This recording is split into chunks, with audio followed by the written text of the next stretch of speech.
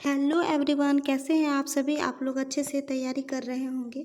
तो मैं आज एनसीईआरटी का सेशन लेके आई हूँ जो बीच में छूट गया था।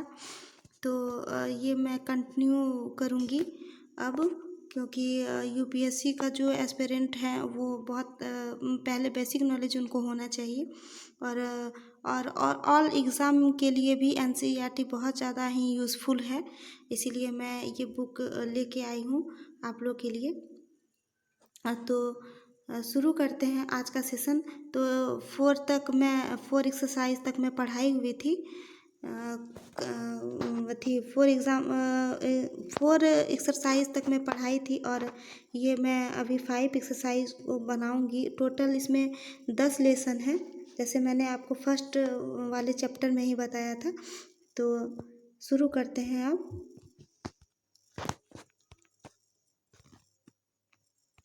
तो ये चैप्टर का नाम है, अध्याय 5 है, जैसे मैंने अभी बताया। और राज्य, राजा और एक प्राचीन गणराज्य। पहले राज्य, राजा और एक प्राचीन गणराज्य जो होता था वो कैसे किस तरह का होता था, तो ये मैं आज ये बताने जा रही हूँ। और आप लोग अच्छे से समझिएगा, क्योंकि मैं हमेशा यही कोशिश करती हूँ कि आप लोग को अच्छी तरह से समझ में आए, क्योंकि जब तक कॉन्सेप्ट क्लियर नहीं होगा तब तक पढ़ने का कोई फ़ायदा नहीं है। इसीलिए मैं कोशिश करती हूँ कि आप लोग को बहुत अच्छी तरह से समझ में आ जाए। और आप लोग को कुछ भी डाउट हो तो आप लोग कमेंट बॉक्स पे कीजिएगा। और अगर इसका पीडीएफ चाहते हैं तो आप लोग कमेंट कीजिएगा।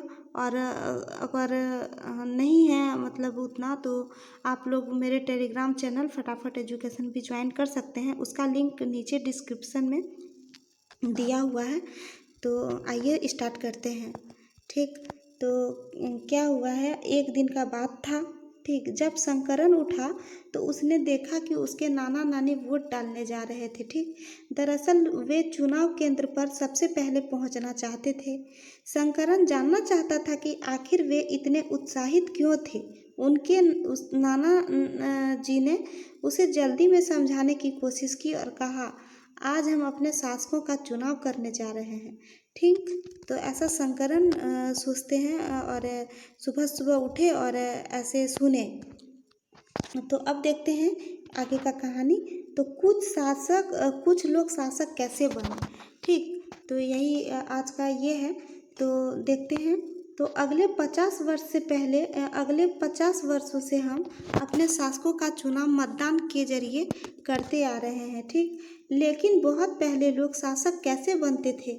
हमने अध्याय 4 में यह पढ़ा कि कुछ राजा संभवतः जन यानी लोगों द्वारा चुने जाते थे, परंतु करीब 3000 वर्ष पहले राजा बनने की इस प्रक्रिया में कुछ परिवर्तन दिखाई दिए। कुछ लोग बड़े बड़े यज्ञों को आयोजित कर राजा के रूप में प्रतिष्ठित हो गए थे। ठीक, तो क्या हुआ था कि 50 वर्ष पहले जब शासक का चुनाव मतदान के जरिए कर रहे हैं हम लोग, तो उससे पहले शासक कैसे बनते थे ये शंकरन सोचते हैं। और चूँकि एक्सरसाइज 4 में जो मैंने पढ़ाई थी तो उसमें भी मैंने कुछ कुछ बताई थी। तो उसमें क्या हुआ था, राजा संभवतः जन यानी लोग के द्वारा चुना जाता था, पर बोलने का मतलब है, लेकिन जो पिछले 3000 साल पहले था, तो 3000 साल पहले राजा बनने का प्रक्रिया कैसा होता था। तो कुछ तो परिवर्तन होता होगा, तो कुछ परिवर्तन दिखाई दिया। और बड़े बड़े यज्ञ का आयोजन करते थे राजा के रूप, जो प्रतिष्ठित राजा होते थे वो बड़े बड़े यज्ञ का आयोजन किया करते थे। ठीक, तो अश्वमेध यज्ञ एक ऐसा ही आयोजन था जो राम भगवान भी करवाए थे, अश्वमेध यज्ञ। ठीक, तो ऐसा ही आयोजन था। इसमें एक घोड़े को राजा के लोगों के देखरेख में स्वतंत्र विचरण के लिए छोड़ दिया जाता था। ठीक, इस घोड़े को किसी दूसरे राजा ने रोका तो उसे वहां अश्वमेध यज्ञ करने वाले राजा से लड़ाई करनी पड़ती थी। अगर उन्होंने घोड़े को जाने दिया तो इसका मतलब यह होता था कि अश्वमेध यज्ञ करने वाला राजा उससे ज़्यादा शक्तिशाली था। ठीक, तो अश्वमेध यज्ञ जो होता था वो जब कराया जाता था, जिस राजा के द्वारा कराया जाता था, तो वो दूसरे राज्य में पहुंचता था और जो घोड़ा उसको पकड़ता था तो उससे उसको लड़ाई करना पड़ता था, और जो घोड़े को छोड़ देता था तो वो मतलब उस राजा से वो कमज़ोर राजा थे, ये घोषित किया जाता था। ठीक, तो चलते हैं आगे। तो उसके बाद क्या हुआ, इसके बाद उस राजा को यज्ञ में आमंत्रित किया जाता था, और यह यज्ञ जो विशिष्ट पुरोहितों द्वारा संपन्न किया जाता था, तो इसके लिए उन्हें उपहारों से सम्मानित किया जाता था। अश्वमेध यज्ञ करने वाला राजा जो था वो बहुत शक्तिशाली माना जाता था। यज्ञ में आमंत्रित सभी राजा उसके लिए उपहार लाते थे। ठीक, 1 मिनट रुकिएगा आप लोग।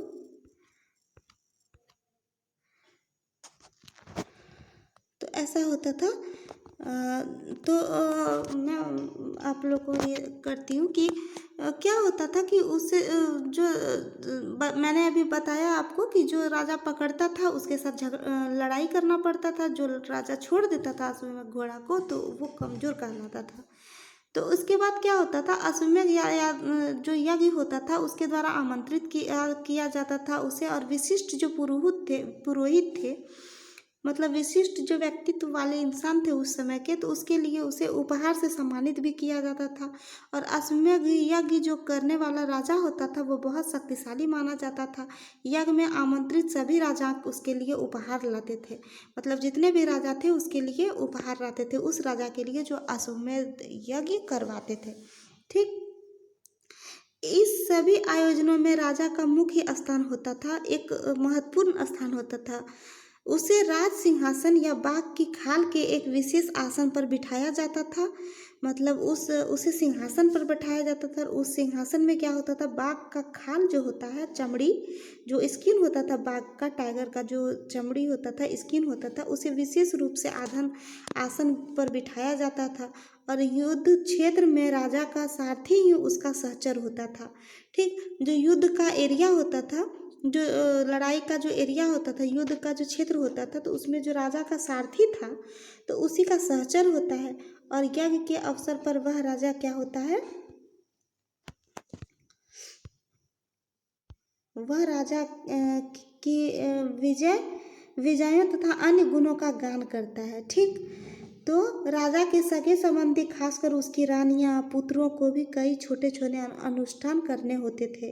तो राजा का जो सगा संबंधी होता था, जो रिलेशंस होते थे, तो उसकी जो रानियां होती थी, उसके जो पुत्र होते थे, उनका जो बेटा होता था, वो सब छोटे छोटे अनुष्ठान में भी शामिल किए जाते थे उनको। और अन्य सारे आमंत्रित राजाओं का काम सिर्फ बैठकर यज्ञ की पूरी प्रक्रिया को देखना भर होता था। और जितने भी गेस्ट आते थे, जो राजा आते थे, वो सिर्फ बैठ के सिर्फ सम्मिलित होते थे उस यज्ञ में, और पूरा ये प्रक्रिया देखते थे, और उस पर अपना मतलब कुछ मतलब देते नहीं थे उसको, सिर्फ यज्ञ को सुनते थे और यज्ञ का पूरा प्रक्रिया देखते थे। ठीक, राजा के ऊपर पुरोहित पवित्र जल के छिड़काव के साथ साथ अन्य कई अनुष्ठान करता था। विष अथवा वैश्य जैसे सामान्य लोग उपहार लाते थे जिसे पुरोहित क्षुद्र मानते थे, उन्हें कई अनुष्ठानों में शामिल नहीं किया जाता था। ठीक, तो इसमें क्या होता था कि जो राजा के ऊपर जो पुरोहित होते थे वो पवित्र जल का छिड़काव करते थे और कई अनुष्ठान करवाता था वो। और विष जो वैश्य होते थे वो सामान्य लोग उपहार लाते थे, मतलब जो नॉर्मल लोग होते थे उस टाइम के वो उपहार लाते थे। लेकिन अगर पुरोहित क्षुद्र मानते थे, और क्षुद्र जो होता था, जो सबसे नीचे वर्ग के होते थे, उसको अनुष्ठान में शामिल नहीं किया जाता था। ठीक, तो तभी ऐसा था। और अब वर्ण देखते हैं हम लोग। वर्ण इस समय उत्तर भारत में खासकर गंगा यमुना क्षेत्र में कई ग्रंथ रचे गए। ऋग्वेद के बाद रचे होने के कारण ये उत्तर वैदिक ग्रंथ कहे जाते हैं। ठीक, मतलब क्या हुआ कि उत्तर भारत में खासकर यमुना जो और गंगा क्षेत्र है उसमें कई ग्रंथ रचे गए थे, और ऋग्वेद के बाद जो रचे गए थे वो उत्तर वैदिक ग्रंथ कहे जाते हैं, कहलाता है। ठीक, ऋग्वेदिक के बाद जो भी ग्रंथ हुआ था वो उत्तर वैदिक ग्रंथ कहलाता है। इसके अंतर्गत साम वेद, यजुर्वेद, अथर्ववेद तथा अन्य ग्रंथ शामिल हैं।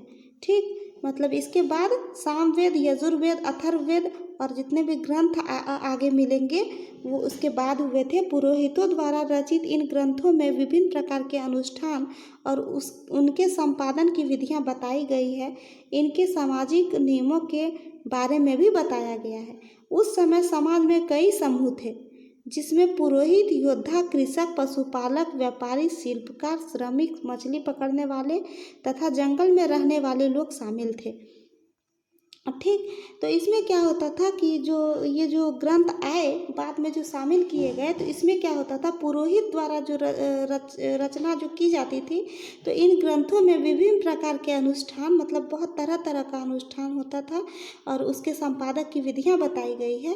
मतलब वो कैसे उनको विधिवत रूप से उसको जो संपन्न किया जाता है वो विधियां बताई गई है और जिसमें सामाजिक नियमों के बारे में भी बताया गया है। तो उस समय के उस समय के समाज में कई समूह थे और इस समूह में कौन कौन थे, पुरोहित थे, योद्धा थे, कृषक मतलब किसान थे, पशुपालक जो पशु पालते थे, और व्यापारी, बिजनेसमैन, शिल्पकार, श्रमिक और मछली पकड़ने वाले और जंगल में रहने वाले लोग शामिल थे। ठीक, जहाँ कुछ पुरोहित तथा योद्धा वैभवशाली थे वहीं कुछ कृषक और व्यापारी भी धनवान थे। मतलब तभी क्या होता था कि पुरोहित जो होते थे और योद्धा बहुत मतलब उच्च कोटि का था और जो कृषक और व्यापारी होते थे उसे भी धनवान अमीर माना जाता था। दूसरी ओर पशुपालक, शिल्पकार, श्रमिक और मछली पकड़ने वाले शिकारी तथा भोजन संग्राहक निर्धन थे।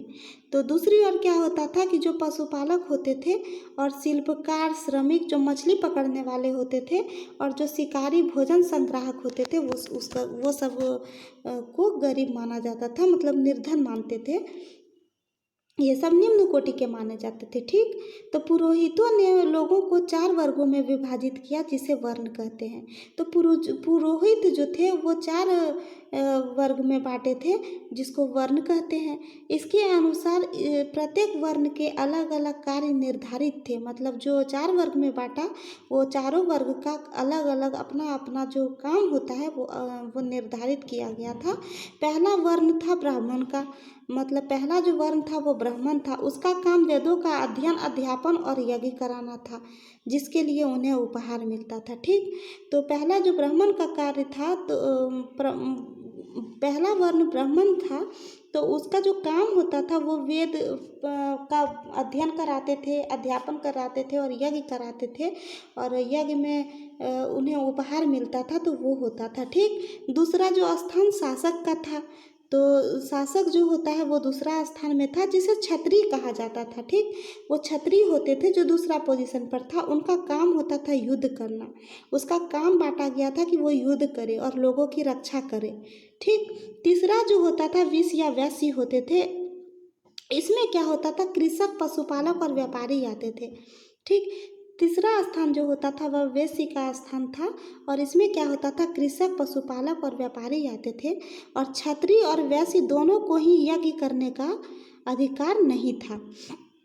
मतलब उस टाइम में क्या होता था कि जो क्षत्रिय लोग होते थे और जो वैश्य लोग होते थे, मतलब क्षत्रिय मतलब दूसरा स्थान जो था जिनका, और जो वैश्य होता था जो तीसरा स्थान था। वैश्य पहला तो ब्राह्मण था, तो वो दूसरा या तीसरा स्थान वाला क्षत्रिय और वैश्य दोनों को ही यज्ञ का अधिकार प्राप्त था। मतलब दोनों वर्ग यज्ञ में शामिल हो सकते थे।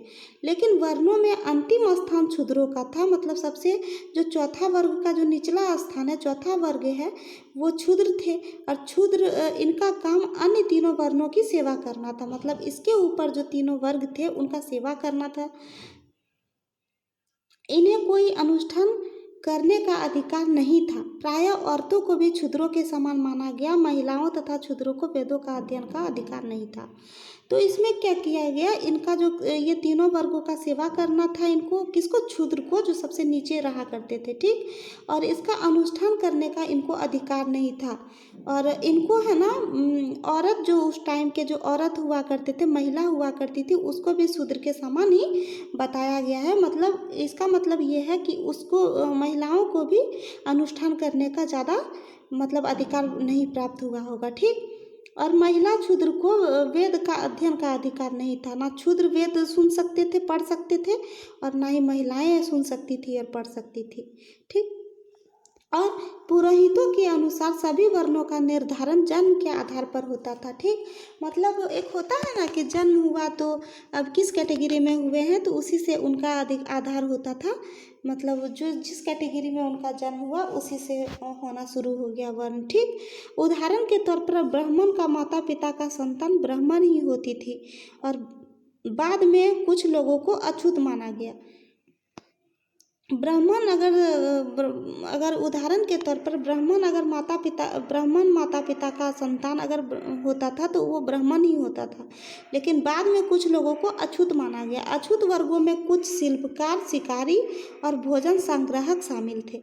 जो अछूत वर्ग थे वो उसमें शिकारी और भोजन संग्राहक और शिल्पकार जो होते थे वो माना गया था। ठीक, साथ ही इनमें वे लोग भी आते थे जो शवों को दफनाने जलाने का काम करते थे। मतलब क्या होता था, अछूत वर्ग में जो शव होते थे जिसको दफनाया जाता है, जलाया जाता है, तो वो जो काम करते थे उसको भी अछूत वर्ग माना गया। इन लोगों से संपर्क अपवित्र माना जाता था। मतलब इन लोगों से संपर्क कोई ज़्यादा नहीं रखता था और जो रखता था उसको अपवित्र माना जाता था, वो पवित्र नहीं माना जाता था वो सबको। और कई लोगों ने ब्राह्मणों द्वारा बनाई हुई इस वर्ण व्यवस्था को स्वीकार किया। कुछ राजा स्वयं को पुरोहित से श्रेष्ठ मानते थे। ठीक, और कई लोगों ने ब्राह्मण द्वारा ये वर्ण व्यवस्था था तो ये स्वीकार नहीं किया गया था कई ब्राह्मणों के द्वारा, और कुछ राजा स्वयं को पुरोहित से भी श्रेष्ठ मानते थे। ठीक, तो कुछ लोग जन्म के आधार पर वर्ण निर्धारण सही नहीं मानते थे। इसके अतिरिक्त कुछ लोग व्यवसाय के आधार पर लोगों के बीच भेदभाव उचित नहीं समझते थे। मतलब कुछ लोग धर्म के आधार पर जो वर्ण निर्धारित था उसको सही नहीं मानते थे, और उसके अतिरिक्त जो कुछ लोग व्यवसाय के आधार पर लोगों के साथ भेदभाव उचित नहीं समझते थे। मतलब जो बड़ा वर्ग होता है, छोटा वर्ग होता है, तो ये तो व्यवसाय के आधार पर ही हुआ ना, तो इसे भेदभाव से उचित नहीं समझा जाता था।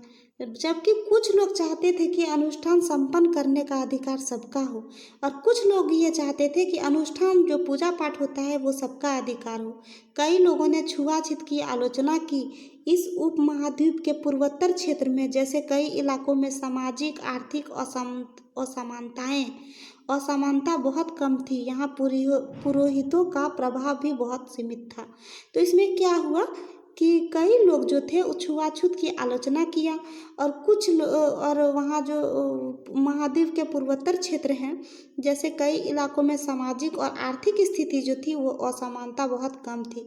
मतलब वहाँ पे थोड़ा कम छुआछूत वगैरह था, और जहाँ पुरोहितों का प्रभाव भी बहुत सीमित था, जो पुरोहित का होता है वो सीमित था। ठीक, तो लोगों ने वर्ण व्यवस्था का विरोध क्यों किया?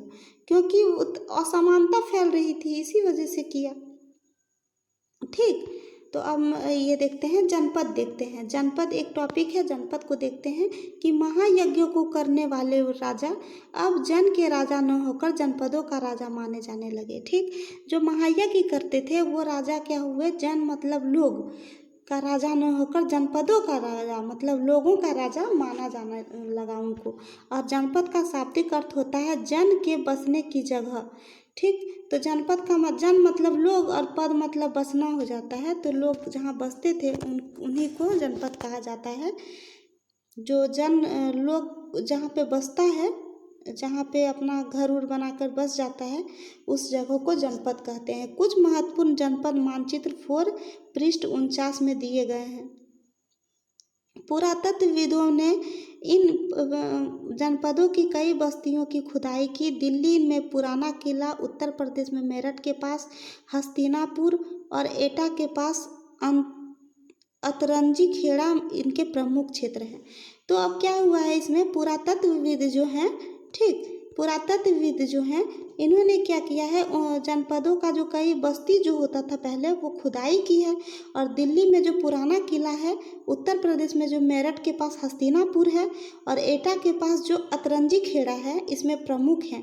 खुदाई से पता चला है कि लोग झोपड़ियों में रहते थे और मवेशियों तथा अन्य जानवरों को पालते थे। मतलब जब उन्होंने खुदाई किया तो पता चला कि झोपड़ी वगैरह मिले हैं और मवेशी और अन्य जानवर को भी पालते थे। ठीक, वे चावल, गेहूँ, धान, जौ, दालें, गन्ना तिल, सरसों जैसी फसल उगाते थे। ठीक, वो सब कृषि भी करते थे। तो कृषि करते थे तो वहाँ पे चावल, गेहूँ, धान, जौ, गन्ना, जिसको कहते हैं दालें, तिल और सरसों जैसी फसल उगाते थे। ठीक, और यहाँ पे देखिए चित्रित धूसर पात्र। ठीक, इस तरह के पात्रों में ज़्यादातर थालियाँ और कटोरियाँ ही मिली हैं। थाली और कटोरी मिला है, ये देखिए यहाँ पे दिखाती हूँ भी।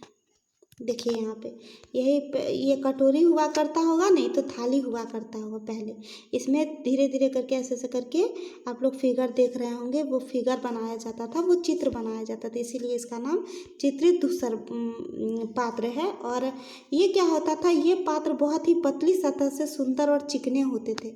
ये पात्र क्या होता था, ये जो बर्तन होता था बहुत ही पतली होती थी और सुंदर और चिकने होते थे। और शायद इसका प्रयोग कुछ खास मौक़ों पर महत्वपूर्ण लोगों को भोजन परोसने के लिए किया जाता था। तो जैसे कि इसमें बताया गया है, तो ये क्या होता था कि मतलब बहुत इम्पोर्टेंट जो होता है, क्या बोलते हैं, फंक्शंस, उसी में क्या होता था, इसको परोसा जाता होगा।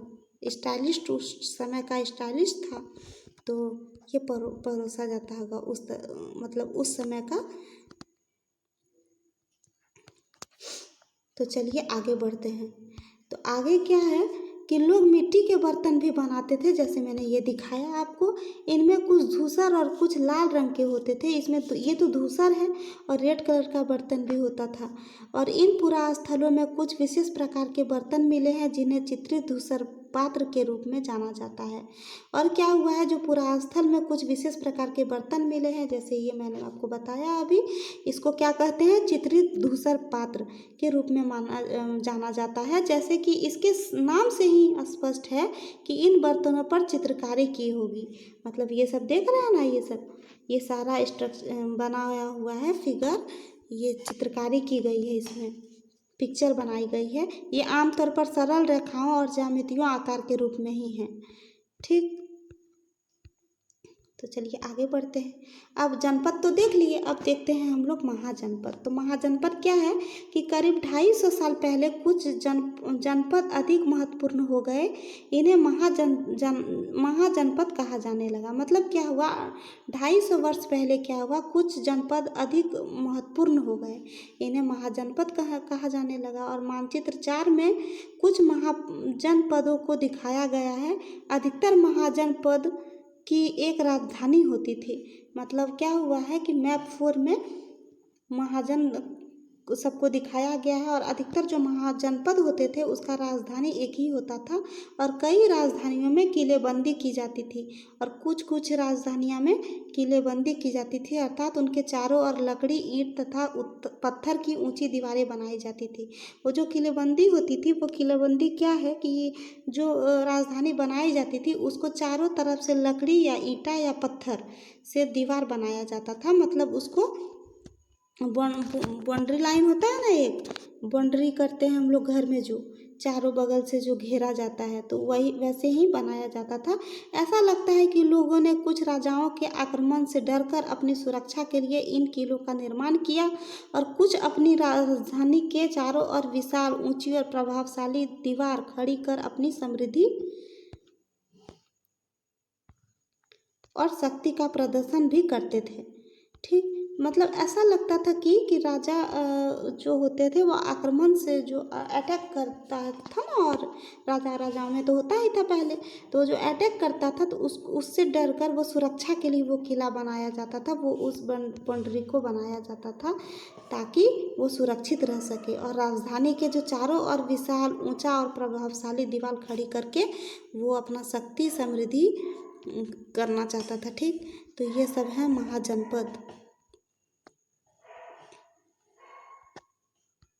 यहाँ आप देख सकते हैं, देखिए आपको बताए थे ना मैं, हस्तिनापुर, यहाँ है हस्तिनापुर, और ईटा के पास भी बोला गया था।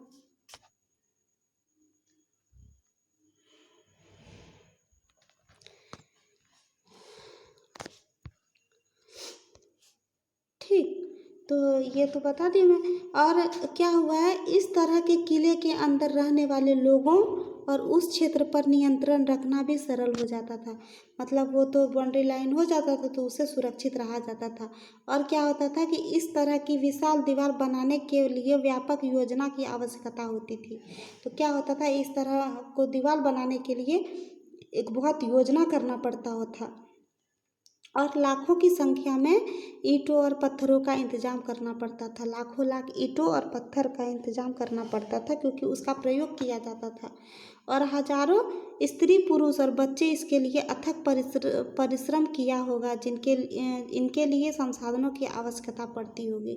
तो इसमें क्या हुआ, स्त्री पुरुष और बच्चा भी इसमें परिश्रम करके ये बनाया जाता था। अब राजा सेना रखने लगे थे। अब राजा जो थे वो सेना रखने लगे थे और सिपाहियों को नियमित वेतन पूरे साल दिया जाता था। ठीक, सिपाहियों को नियमित वेतन पूरे वर्ष दिया जाता था। और कुछ भुगतान संभवतः आहत सिक्के पृष्ठ 84 मतलब 84 में दिखाया गया है के रूप में होता था। और इन सिक्कों के बारे में तुम अध्याय 8 में पढ़ोगे। तो यहाँ अब राजा सेना रखने लगे थे और सिपाही को नियमित वेतन देकर पूरे साल रखा जाता था। और कुछ भुगतान संभवतः आहत सिक्कों के रूप में होता था। और इन सिक्कों के बारे में आप पढ़ेंगे आगे। आहत सिक्का होता था, स्टैंप मार दिया जाता सिक्का पे, उसी को आहत सिक्का कहते हैं। कौशाम्बी जिले की दीवार, यह चित्र आधुनिक उत्तर प्रदेश के इलाहाबाद के पास मिली ईंट की दीवार का अवशेष है। इसके एक भाग का निर्माण संभवतः 2500 साल पहले हुआ था। तो ये यहाँ पे कौशाम्बी जिले का दीवार है ये। और क्या हुआ है कि आधुनिक जो उत्तर प्रदेश है कि इलाहाबाद से मिला है ये दीवार। ठीक, और इसका अवशेष और ये 250 साल पहले का है। तो ये दीवार नहीं है, ये बाउंड्री लाइन बनाया गया है ईंट से। ईंट लग रहा है ये, तो ईंटों से बनाया गया। अब कर क्या होता था, जो टैक्स होता था वो कैसा होता था, देखते हैं टैक्स। ये जो टैक्स होता था ये कैसा होता था, ये टैक्स। तो देखते हैं कर के बारे में अब बताती हूँ मैं। और महाजन पदों के राजा विशाल किले बनवाते थे और बड़ी सेना रखते थे। ठीक, महाजन का जो राजा होता था वो विशाल बहुत बड़ा बड़ा किला बनवाता था और बहुत बड़ा बड़ा सेना भी रखता था। इसलिए उन्हें प्रचुर संसाधनों की आवश्यकता होती थी। इसके लिए उन्हें कर्मचारियों की भी आवश्यकता होती थी। अतः महाजन पदों के राजा लोगों द्वारा समय समय पर लाए गए उपहारों पर निर्भर न होकर अब नियमित रूप से कर वसूलने लगे। मतलब पहले होता था कि नियमित नहीं था कुछ भी, लेकिन अब होता है कि नियमित होने लगा। और क्या होता था कि तरह तरह का जो लोग समय समय पर जो उपहार लाते थे वो नियमित अब लाने लगे, वो कर के रूप में। क्योंकि जो टैक्स होता था वो पैसा नहीं तो कुछ सामान देकर ही टैक्स भरा जाता था उस समय, क्योंकि उसको वेतन भी देना होता होगा। क्योंकि जो सेना बड़ा बड़ा सेना भी रखता था, विशाल किला भी बनवाता था, तो खर्च भी पड़ता होगा और उसके लिए संसाधन का आवश्यकता भी पड़ता था, ज़रूरत था। तो इसीलिए वो टैक्स लेता होगा। और फसलों पर लगाए गए कर सबसे महत्वपूर्ण थे क्योंकि अधिकांश लोग कृषक ही थे। तो फसल पर भी टैक्स लगाया गया क्योंकि अधिकतर लोग फार्मर थे। प्रायः उपज का 1/6 ठीक वहाँ हिस्सा कर के रूप में निर्धारित किया जाता था, जिसे भाग कहते हैं। ठीक, 1/6 जो हिस्सा होता था तो उसे कर के रूप में निर्धारित करने लगा, उसे भाग कहा जाता था। और कारीगरों के ऊपर भी कर लगाए गए जो प्रायः श्रम के रूप में चुकाए जाते थे। कारीगर पर भी टैक्स लगा देता था। और वो कैसे चुकाता था, वो मतलब श्रम करके काम करके वो चुकाया जाता था। जैसे कि एक बुनकर लोहा सुनार को राजा के लिए 1 महीने में 1 दिन का काम करना पड़ता था। तो राजा जो बोलते थे वो 1 दिन का काम करते थे 1 माह में 1 दिन। ठीक, तो ऐसे ऐसे कर होते थे। और पशुपालकों और जानवरों तथा उसके उत्पादन के रूप में कर देना पड़ता था। जो पशुपालक थे, जो जानवर पोसते पालते उलते थे, वो क्या होता था कि अगर जो कर, पैसा तो नहीं था उनके पास, तो जो जानवर पालते थे उसी के रूप में वो जानवर दे देते थे कुछ। जो व्यापारी होते थे वो सामान खरीदने बेचने पर भी वो कर टैक्स देते थे। और आखेटक जो होता था, शिकारी सब जो था, वो जंगल के कुछ प्राप्त जो जंगल से लाते थे शिकारी, उससे जो प्राप्त वस्तु होता था वो कर के रूप में अब देने लगे। मतलब इसमें पता ये चलता है कि उस टाइम कर टैक्स आ गया था और ये सब पे था टैक्स। इस युग, अब कृषि में परिवर्तन देखते हैं कि कृषि में परिवर्तन कैसे कैसे हुआ। तो इस युग में कृषि के एक क्षेत्र में दो बड़े परिवर्तन आए थे। हल के फाल अब लोहे के बनने लगे थे। अब कठोर जमीन को लकड़ी के फाल की तुलना में लोहे के फाल से आसानी से जोता जा सकता था। मतलब क्या होता था, पहले लकड़ी के बनते थे फाल, लेकिन अब लोहे के बनने लगे, ठीक। और ये क्या होता था, ये लोहा तो कठोर होता है पूरा, तो वो लकड़ी वाला फाल तो टूट जाता है, लेकिन लोहा वाला तो फाल जल्दी टूटता नहीं है। और कठोर होने के पास साथ साथ जल्दी जल्दी वो उससे जोता जाता था उस फाल से। और क्या होता था कि इससे फसलों की उपज बढ़ गई। मतलब जल्दी जल्दी काम होने लगा तो फसल भी ज़्यादा अधिक हुआ। और दूसरे लोगों ने धान के पौधों का रोपण शुरू किया। और जो दूसरा आदमी था, जल्दी जल्दी होने लगा, और फिर दूसरा आदमी सब क्या किया, धान का जो पौधा था वो रोपना शुरू कर दिया। अर्थात खेतों में बीज छिड़क कर धान उपजाने के बजाय धान की पौधा तैयार कर उसका रोपण शुरू किया जाने लगा। मतलब पहले क्या होता था कि खेत में बीज को छिड़क कर धान उपजाने के पहले बीज छिड़क के करता था। बीज को छिड़काव कर दिया और उसी से होता था पौधा। लेकिन अब क्या हुआ, धान का जो पौधा तैयार करता था उसके बाद उसको रोपना शुरू किया। अब पहले की तुलना में बहुत ज़्यादा पौधे जीवित रह जाते थे, इसलिए पैदावार भी ज़्यादा होने लगी। इसमें कमरतोड़ मेहनत करना लगता था। यह काम ज़्यादातर दास दासी भूमिहीन खेतिहर मजदूर यानी कम्मार करते थे। मतलब क्या होता था, ये जो पहले की तुलना में तो अधिक जिंदा रहने लगा पेड़ पौधा, और क्या होता था, पैदावार भी ज़्यादा होने लगा और इसमें बहुत ज़्यादा मेहनत लगता था। और ये काम कौन करते थे, दास करते थे, दासी करते थे। और भूमिहीन खेतिहर, मतलब जो भूमिहीन खेतिहर मजदूर, जिसके पास भूमि नहीं होता था, जिसके पास खेत नहीं होता था अपना खेत नहीं करने के लिए, तो वो दूसरे का ही खेत करता था, तो वही सब ये काम करते थे, जिसको कम्मार कहा जाता है, ठीक।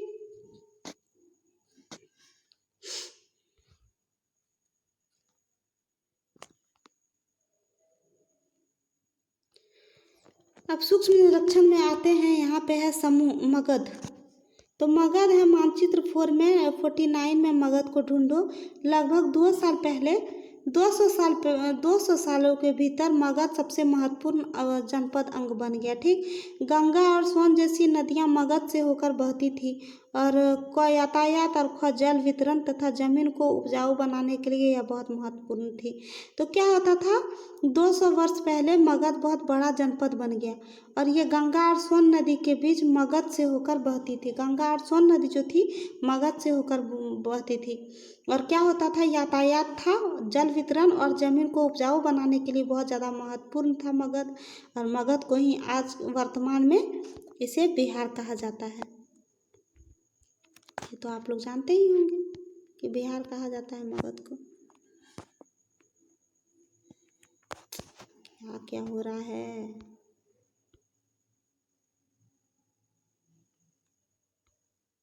ठीक। तो ऐसा था। और मगध का एक हिस्सा जंगलों से भरा था। मगध का जो एक हिस्सा था वो जंगल से भरा हुआ था। इन जंगलों में रहने वाले हाथियों को पकड़कर उन्हें प्रशिक्षित कर सेना के में काम में लाया जाता। तो जंगल से जो हाथी पकड़ता था उसको प्रशिक्षित करता था, उसको सिखाता था और वो सेना के रूप में लाया जाता था। यही नहीं, जंगलों में घर, गाड़ियाँ तथा रथ बनाने के लिए लकड़ी भी मिलती थी। जंगल में घर और गाड़ियाँ तथा रथ बनाने के लिए लकड़ी भी मिलती थी। इसके अलावा इस क्षेत्र में लौह अयस्क की खदानें थी, मतलब लोहा का खदान भी था इस क्षेत्र में। मजबूत औजार हथियार बनाने के लिए ये बहुत उपयोगी थे। मतलब मजबूत औजार और हथियार जो बनते थे तो बहुत उपयोगी था इसके लिए,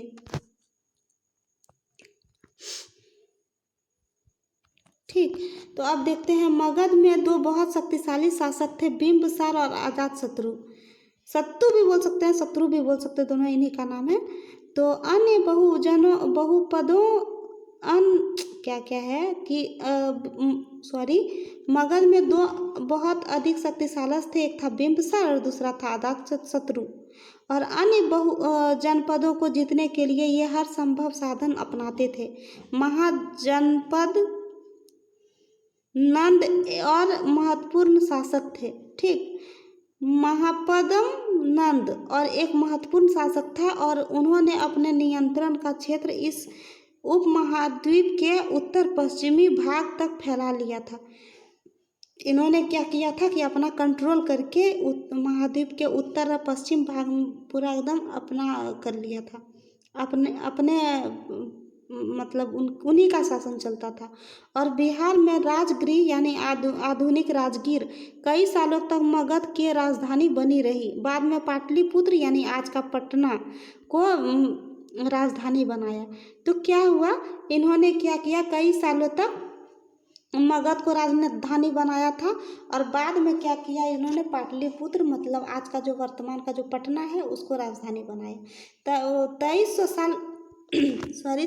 साल पहले की बात है कि मैसिडोनिया का राजा सिकंदर विश्व विजय करना चाहता था। मैसिडोनिया का राजा था सिकंदर। 2300 वर्ष पहले पूरी तरह सफल न होने पर भी वह मिस्र और पश्चिमी एशिया के कुछ राज्यों को जीतता हुआ भारतीय उपमहाद्वीप में व्यास नदी के किनारे तक पहुंच गया था। तो क्या हुआ था, मैसिडोनिया का जो राजा था, जो सिकंदर था, वो विश्व विजय करना चाहता था, पूरा विश्व में विजय करना चाहता था। तो क्या हुआ, पूरी तरह से सफल तो नहीं हुआ, लेकिन वह क्या किया, मिस्र और पश्चिमी एशिया का कुछ राज्य को जीता और भारतीय महाद्वीप में व्यास नदी जो था वहां तक पहुंच गया। जब उसने मगध की ओर कूच करना चाहा तो उसके सिपाहियों ने इसे इनकार कर दिया। जब मगध की ओर उसे बढ़ा तो उसका सिपाही इनकार कर दिया। वे इस बात से भयभीत थे कि भारत के शासक के पास पैदल, रथ और हाथियों की एक बहुत बड़ी सेना थी। उसका जो सिपाही था वो डर गए और उसका सिपाही सोचा कि ये भारत के जो शासक होते थे पहले, तो वो सबके पास बहुत ज़्यादा पैदल, रथ और हाथी हुआ करते थे, बहुत ज़्यादा मात्रा में। ठीक, पहला तो देख लिए मगध। दूसरा देखते हैं वज्जी। अब वज्जी देखते हैं, जैसा कि तुमने ऊपर पढ़ा, मगध एक शक्तिशाली राज्य बन गया था। उसके नज़दीक ही वज्जी राज्य था।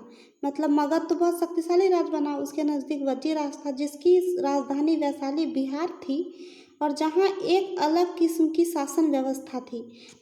वज्जी जो थी उसका राजधानी कहाँ था, वैशाली, वो बिहार में पड़ता है। और अलग किस्म का ये शासन व्यवस्था था जिसे गण या संघ कहते हैं, जिसे संघ या गण कहते हैं। और गण या संघ के कई शासक होते थे। संघ जो होते थे वो उसमें कई शासक होते थे। कभी कभी लोग एक साथ शासन करते थे जिसमें से प्रत्येक व्यक्ति राजा कहलाता था, हर आदमी राजा कहलाता था उसमें। और ये सभी राजा विभिन्न अनुष्ठानों को एक साथ संपन्न करते थे। ये राजा जो थे वो विभिन्न अनुष्ठानों को एक ही साथ बैठ के संपन्न करते थे। ठीक, सभाओं में बैठकर ये बातचीत, बहस और वाद विवाद के जरिए तय करते थे कि क्या करना है और क्या किस तरह करना है। शत्रुओं के आक्रमण से निपटने के लिए वे मिलकर चर्चाएं करते थे। मतलब जो शत्रु था तो वो उससे निपटने के लिए वो मिलकर चर्चा भी करते थे। और स्त्रियां, दास और कामगार इन सभाओं में हिस्सा नहीं ले सकते थे। स्त्री, दास, दासी और कामगार ये सभा का हिस्सा नहीं हुआ करते थे। ठीक, तो बुध और महावीर जिनके बारे में तुम कक्षा 6 में पढ़ोगे, दोनों ही गण और संघ से संबंधित हैं। बुध और महावीर। बुध साहित्य में संघ के जीवन का बहुत सजीव वर्णन मिलता है। ठीक, बुध का जो साहित्य है वो संघ का जीवन का बहुत ही मतलब सजीव, मतलब क्या बोल सकते हैं, वो बहुत जीवित वाला जो होना चाहिए वही मिलता है। और गण का मतलब होता है कई सदस्य वाले समूह के लिए किया जाता है। गण का प्रयोग कई सदस्य वाले समूह के साथ किया जाता है। जो मतलब समूह में होते थे उसको गण कहते हैं। और संघ किसे कहते हैं? संगठन, सभा। संघ अर्थात संगठन या सभा। सभा में बहुत सारे लोग होते हैं, उसी को संघ कहते हैं। ठीक, अब इसमें क्या बोला जाता है देखते हैं।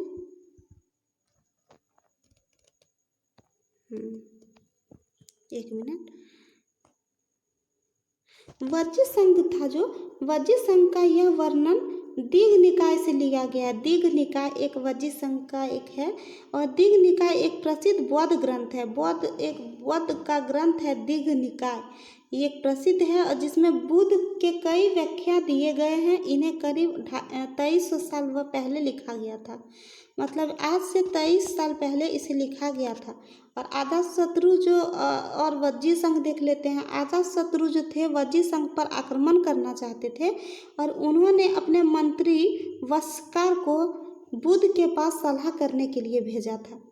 ठीक, वो अजातशत्रु के जो मंत्री थे वस्कार, वो बुद्ध के पास भेजा था उसको सलाह लेने के लिए।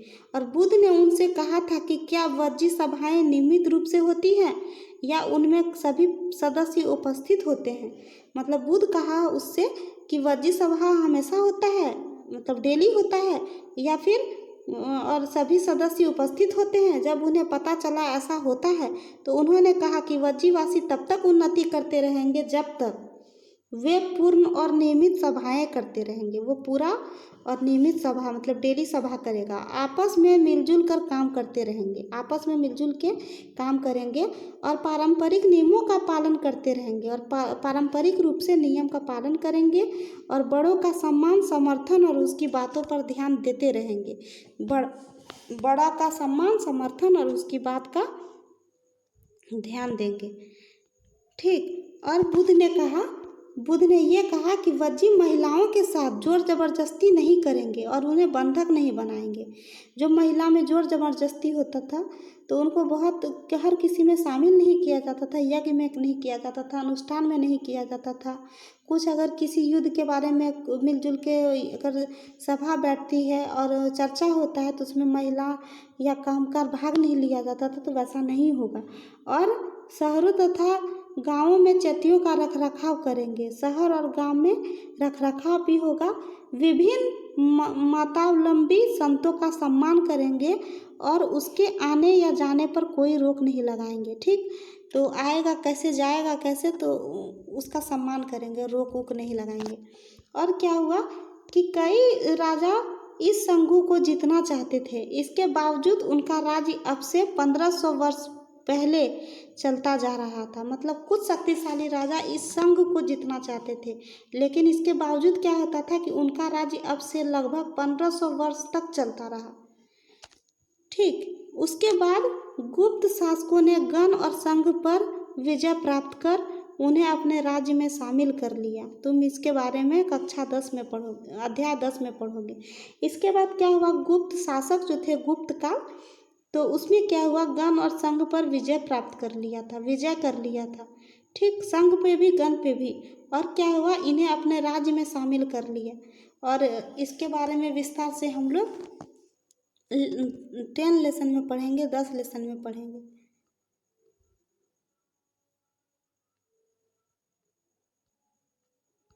तो यहीं तक था आज का। ठीक,